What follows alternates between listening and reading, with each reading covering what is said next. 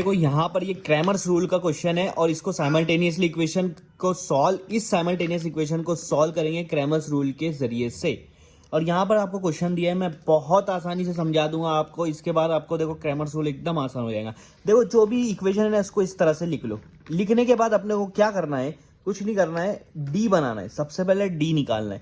D निकालने के लिए क्या करना है, एक मैट्रिसेस लेना है और मैट्रिसेस में क्या लिखना है वो भी मैं बताता हूँ। बहुत सिंपल है। ये जो आपको दिख रहा है ना, ये इधर x होना चाहिए, इधर y होना चाहिए और इसके जो कोएफिशिएंट है x के साथ जो है वो इसके अंदर लिखने का है और y के साथ जो है वो इसके अंदर लिखने का है। और कुछ भी नहीं करना है।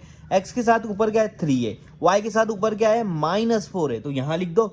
नीचे x के साथ 4 है और नीचे y के साथ क्या है 3 है। देखो ये सिंपल सा हो गया। बस इसको सॉल्व करना है। इसको सॉल्व कैसे करेंगे, पहले 3 और 3 को मल्टीप्लाई करना है। 4 को मल्टीप्लाई नहीं करना है। 3 और 3 को मल्टीप्लाई करो, एकदम इजी है। 3 को मल्टीप्लाई करूंगा, ये तो कोई बड़ी बात नहीं है। बीच में एक माइनस डाल दूंगा, माइनस ये मैंने फॉर्मूले का डाला है, ठीक है। अब ये -4 और ये 4 को मल्टीप्लाई करो, -4 और 4 को मल्टीप्लाई करो। देखो इसमें क्या मुश्किल है, कुछ भी नहीं है।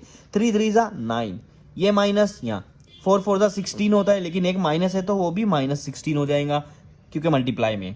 ये माइनस माइनस क्या हो जाएगा, प्लस। तो 9 + 16 कितना होता है 25। ये डी का आंसर मिल गया आपको 25। देखो कितना इजी है। अब आपको निकालना है dx। अब आपको निकालना है dx। डी तो मैंने बहुत सिंपल सा बता दिया आपको। dx के लिए क्या करना है, कुछ भी नहीं करना है। बहुत लोग यहाँ पे कंफ्यूज होता है। देखो मैं एकदम सिंपल सा बताता हूँ। dx निकालने के लिए क्या करना है, यही आपको देखना है x और y का। अब dx निकाल रहे हैं ना तो x हटा देना है, सिर्फ y वाला लिखो। y को आपको दूसरे कॉलम में ही लिखना है।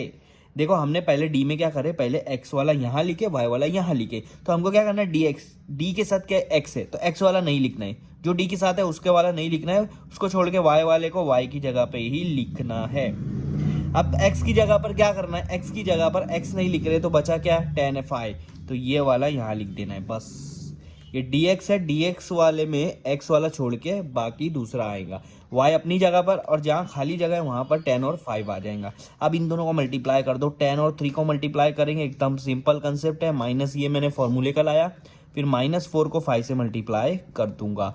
बहुत ईजी है। 10 3 से कितना होगा 30, ये माइनस यहाँ पर 4 5 से 20 होता है और एक माइनस इसलिए माइनस आ जाएगा वहाँ पर।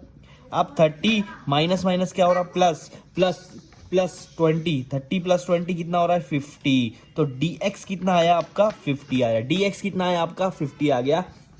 अब निकालेंगे हम लोग dy। अब ये भी बहुत सिंपल है। d और dx जितना सिंपल है ये भी उतना ही सिंपल है। यहाँ पर मैट्रिसेस बना देना है। अब आपको क्या करना है, y है तो y की जगह पर कुछ नहीं करना है, x की जगह पर x तो आएगा। 3 और 4 वैसे का वैसा आएगा, लेकिन यहाँ पर जहाँ पर y आना चाहिए वहाँ y नहीं आएगा, ये 10 और 5 आएगा, ठीक है। dx में x की जगह पर 10 और 5 आएगा, dy पे y की जगह पर 10 और 5 आएगा। 10 और 5 आएगा। इन दोनों को मल्टीप्लाई कर दो। सबसे पहले 3 और 5 को मल्टीप्लाई कर दो, फिर माइनस लगाओ, माइनस लगाओ। अब माइनस लगाने के बाद ब्रैकेट लगाओ और इन दोनों को मल्टीप्लाई करो। 10 और 4 को, 10 और 4 को। 5 3 से कितना होगा 15, 10 4 से कितना होगा 40।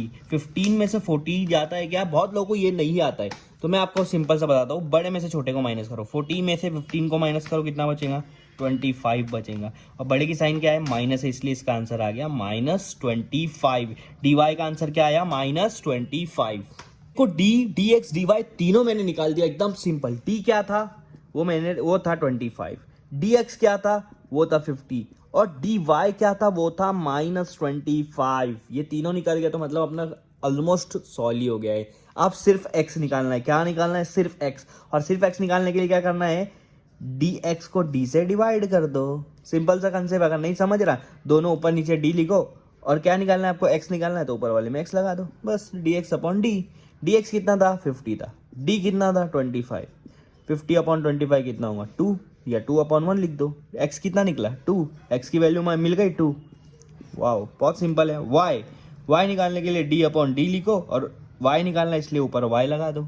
अब dy क्या है आपका -25 है, d क्या है आपका 25 है। दोनों को कैंसिल कर दूंगा, मेरे पास बचेगा 1, लेकिन यहाँ माइनस है इसलिए -1। तो y की वैल्यू क्या आ गई -1 आ गई। तो ये होता है क्रैमर्स रूल। देखो सिंपल कंसेप्ट में हमने क्रैमर्स रूल के जरिए से x और y की वैल्यू निकाल दी है। यही हमारा इक्वेशन था। पूरे के पूरे मार्क्स मिलेंगे आपको।